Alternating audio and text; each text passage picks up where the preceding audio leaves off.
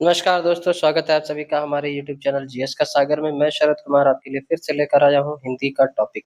तो आज जो हमारा हिंदी का टॉपिक चलने वाला है पद परिचय, जो सबसे बच्चों को क्या लगता है, कठिन लगता है। बच्चों को सबसे कठिन लगने वाला जो सब विषय है हिंदी व्याकरण में, कौन सा है टॉपिक? पद परिचय। तो आ जाइए भाई, सभी लोग शुरू करिए क्लास को। लेकिन उससे पहले सभी लोग क्या करें, लाइक करें वीडियो को और शेयर कर दें कि हाँ भाई, शरद सर की क्लास जो है फिर से शुरू हो गई है। तो आ जाइए फिर शुरू करते हैं आज की क्लास। तो सभी लोग शुरू कर दें, ठीक है। लाइक करें वीडियो को जल्दी जल्दी से। और फिर आज हम पद परिचय करने वाले हैं एकदम आसान भाषा में, बिल्कुल सरल तरीके से। एक ही वीडियो में आपको सब समझ में आ जाएगा कि कैसे हम लोग करते हैं पद परिचय को, ठीक है। तो देखो, पद परिचय को करने से पहले सबसे पहले हमें पद के बारे में समझना पड़ेगा कि भाई पद क्या होता है। पद क्या होता है उसके बारे में हम लोग सबसे पहले जानेंगे। उसके बाद में उसका परिचय, ठीक है। उसके बारे में, उसके परिचय के बारे में हम लोग जानेंगे, ठीक है। तो आइए देखते हैं हम लोग पद परिचय के बारे में। तो सबसे पहले जो हमारा पद होगा, पद क्या कहते हैं? वाक्य। देखिए, वाक्य में प्रयुक्त यानी उपयोग किया गया प्रत्येक सार्थक शब्द को पद कहते हैं, ठीक है। तथा उन शब्दों के व्याकरणिक परिचय को पद परिचय कहते हैं। जैसे ये आदमी है, ये रामू काका है, ठीक है। ये कौन है? रामू काका। अब ये रामू काका है, इनका हमने नाम तो रख दिया कि भाई रामू काका है, ठीक है। अब इनका परिचय हम देंगे तो क्या करेंगे? इनका नाम बताएंगे, पता बताएंगे, एड्रेस बताएंगे, सब कुछ बताएंगे ना। तो वही क्या होता है, एक व्यक्ति का परिचय जिस प्रकार से हम लोग देते हैं, उसी प्रकार से व्याकरण में शब्दों का परिचय देने को हम लोग क्या करते हैं? पद परिचय उसे हम कहते हैं, ठीक। तो जो सार्थक शब्द जो होता है, हमारा सार्थक शब्द को हम लोग क्या बोलते हैं? पद बोलते हैं। अब उसका व्याकरणिक परिचय जो हम लोग देते हैं, तो उसी को ही हम लोग क्या बोलते हैं? पद परिचय। क्या बोलते हैं उसे? पद परिचय कहा जाता है। अब आगे देखिए, व्याकरणिक परिचय से तात्पर्य क्या है? वाक्य में उस पद की स्थिति बताना, उसका लिंग, वचन, कारक, अन्य पदों के साथ संबंध बताना। जैसे रामू काका है, रामू रामू काका कब पैदा हुए, कहाँ पैदा हुए, समाज में उनकी स्थिति क्या है, मतलब क्या करते हैं, ठीक है। किसके भाई हैं, किसके पोते हैं, किसके पुत्र हैं। तो ये सब जो है, सब जब सारी चीजें हम बताएंगे तो ये क्या हो गया? ये इनका परिचय हो गया, ठीक। उसी तरह से हमें पद के बारे में भी सब कुछ बताना होता है कि वो क्या है, ठीक। अब आगे देखिए, इसमें उदाहरण। अब उदाहरण की बात करें, उदाहरण देखिए क्या कह रहा है। जैसे राजेश ने रमेश को पुस्तक दी। अब देखो, जैसे राजेश क्या है? हमारा संज्ञा है, व्यक्तिवाचक संज्ञा है, पुल्लिंग है, एक वचन है। ने के साथ कर्ता कारक, मतलब किसका? ने जो है, जो कर्ता कारक है उसके साथ संबंध दिखा रहा है। अब द्विकर्म क्रिया, दी के साथ, दी है मतलब ये क्या? द्विकर्म क्रिया। अब रमेश क्या है? रमेश भी संज्ञा है, ये भी व्यक्तिवाचक संज्ञा, पुल्लिंग है, एक वचन है, कर्म कारक है। क्यों? क्योंकि कर्म इसको हो रहा है, कर्ता ये है, ठीक है। कर्ता मतलब कार्य करने वाला, समझ गए? काम क्या हो रहा है? किताब देने वाला, ठीक है। चलिए आगे देखते हैं। पुस्तक, पुस्तक क्या है? संज्ञा। लेकिन ये कौन सी है? जातिवाचक संज्ञा। क्या है? जातिवाचक संज्ञा है, स्त्रीलिंग है, एक वचन है और कर्म कारक है। ये किससे जुड़ी हुई है? कर्म से जुड़ी हुई है, इसलिए ये कर्म कारक है, ठीक। चलिए आगे देखेंगे।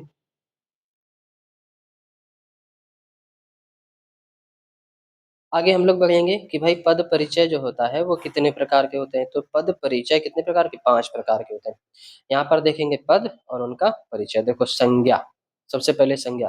तो संज्ञा के जितने भी भेद होते हैं ना, जैसे व्यक्तिवाचक संज्ञा, जातिवाचक संज्ञा, भाववाचक संज्ञा, फिर लिंग, वचन, कारक, क्रिया का कर्ता है या फिर क्रिया का कर्म है। ये जब हम इसको बताएंगे तब वही पूरा क्या हो जाएगा? हमारा संज्ञा शब्द कहलाएगा।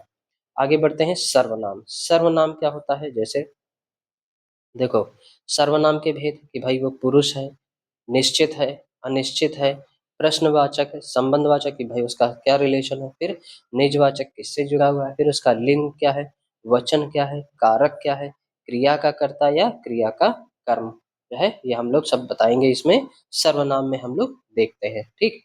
आगे देखिए, नेक्स्ट क्या है? अगला, अगला है हमारा विशेषण। अगला क्या है? अगला है हमारा विशेषण, ठीक है। विशेषण में हम लोग क्या देखेंगे, विशेषण के भेद।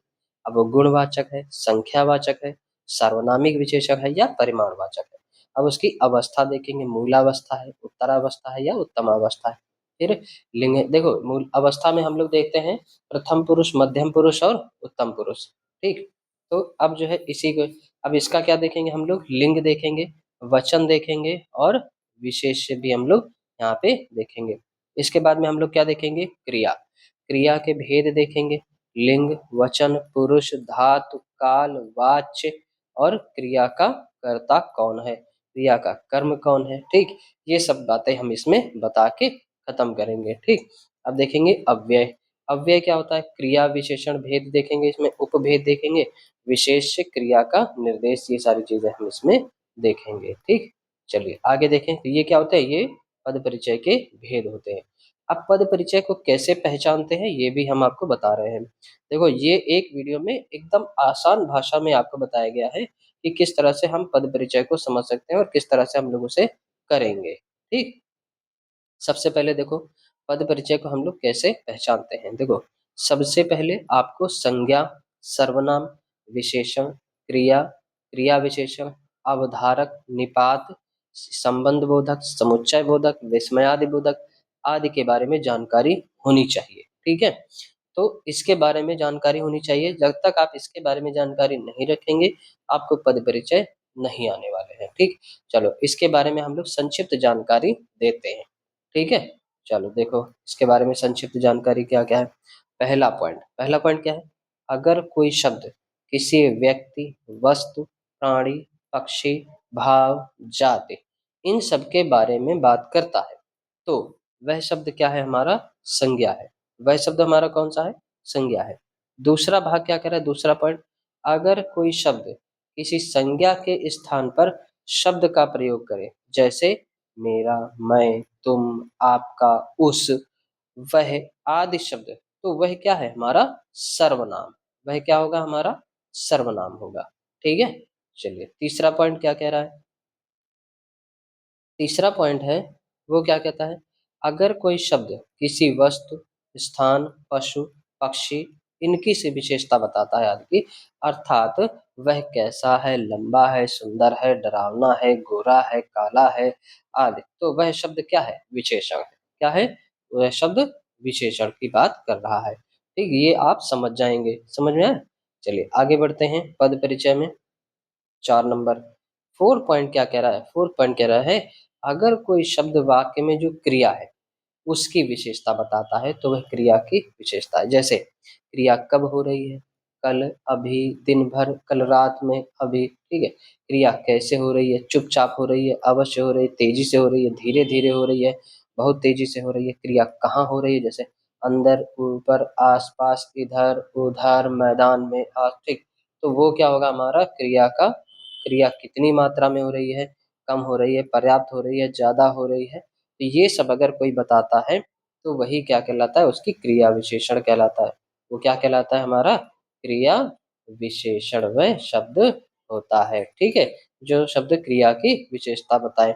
अगला 5वां पॉइंट क्या कह रहा है, अगर कोई शब्द किसी दो या दो से अधिक संज्ञा और सर्वनाम के बीच का संबंध बताता है, मतलब संज्ञा और सर्वनाम के बीच क्या संबंध है ये बताए, तो वह क्या होता है, संबंध बोधक अव्यय कहलाता है। ठीक, उदाहरण के लिए अगर हम बात करें, के पास, के ऊपर, से दूर, के कारण, के लिए, की ओर, ये शब्द अगर आ जाएंगे तो हमारा क्या हो जाएगा, वो क्या हो जाएगा, संबंध बोधक अव्यय कहलाएगा। ठीक, चलिए आगे बढ़ते हैं पॉइंट नंबर 6। तो पॉइंट नंबर 6 क्या कह रहा है, पॉइंट नंबर 6 जो है, अगर शब्द किसी दो वाक्यों के बीच का संबंध बताता है तो वह क्या है, समुच्चय बोधक है। ठीक है, अगर देखो दो वाक्यों के बीच का संबंध, अब जैसे आप लोगों ने पढ़ा होगा वाच्य में हमने पढ़ाया था योजक शब्द। ठीक है, तो योजक शब्द अगर कहीं भी दिख जाए तो वह क्या है, समुच्चय बोधक अव्यय है। ठीक, जैसे और है, अतः है, इसलिए है, लेकिन है, क्योंकि है, किंतु है, परंतु है। ठीक, तो ये सारे शब्द है क्या होते हैं, हमारे अव्यय, समुच्चय बोधक अव्यय कहलाते हैं।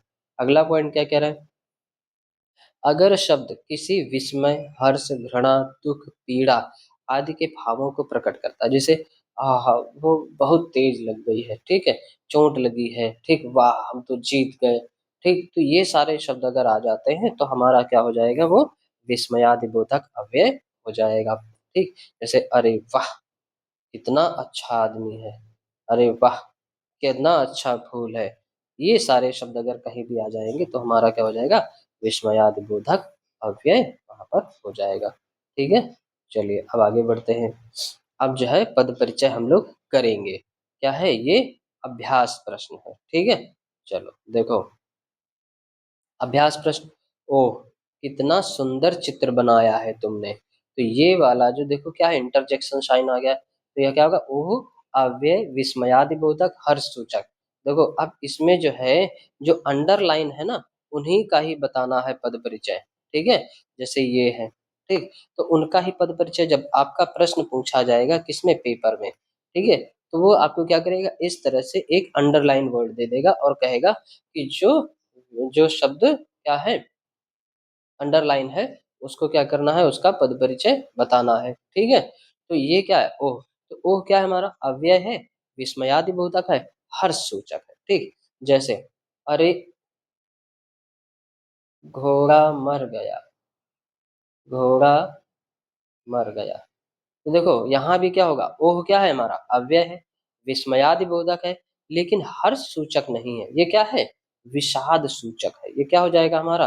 विषाद सूचक। ठीक है?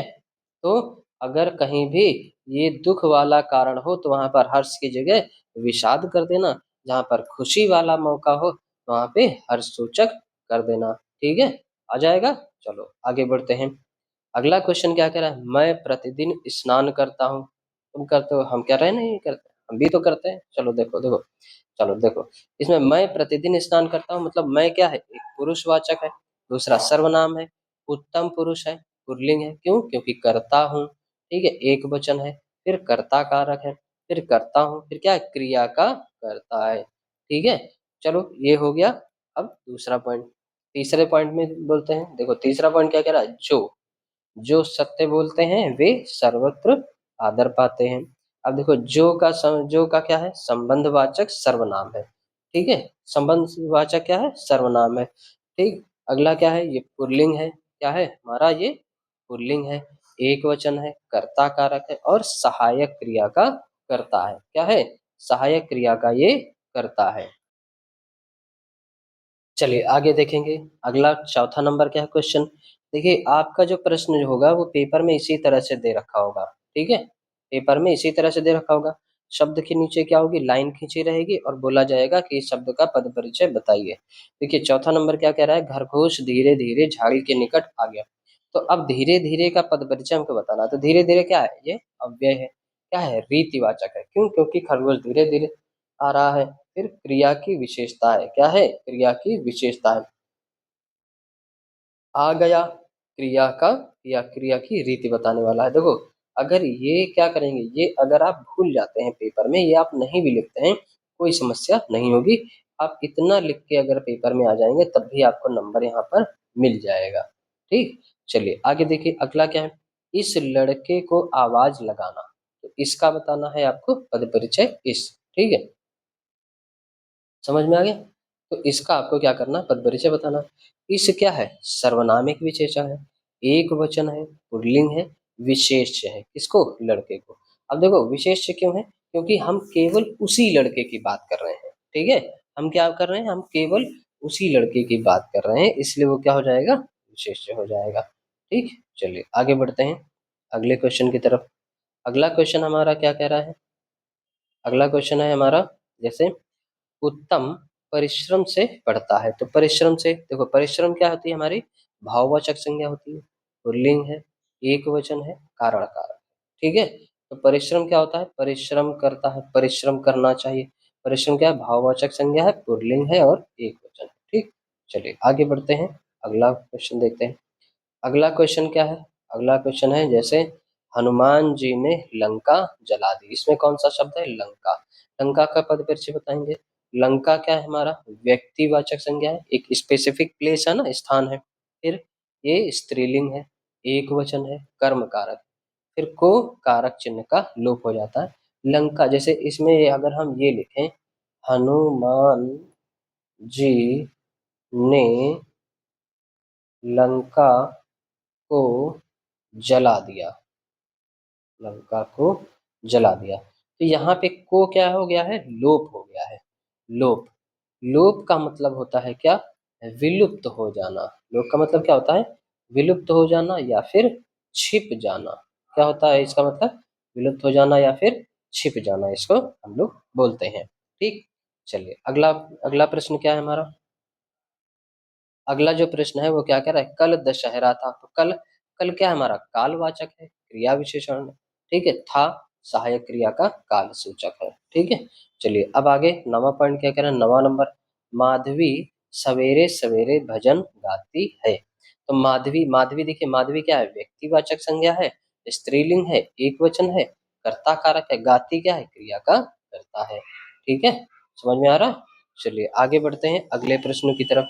अगला प्रश्न हमारा क्या कह रहा है, अगला प्रश्न है हमारा, अरे तुमने ए ग्रेड प्राप्त किया। तो ये अरे आ गया, अरे, अरे क्या है, विस्मयादि बोधक अव्यय है, आश्चर्य सूचक है।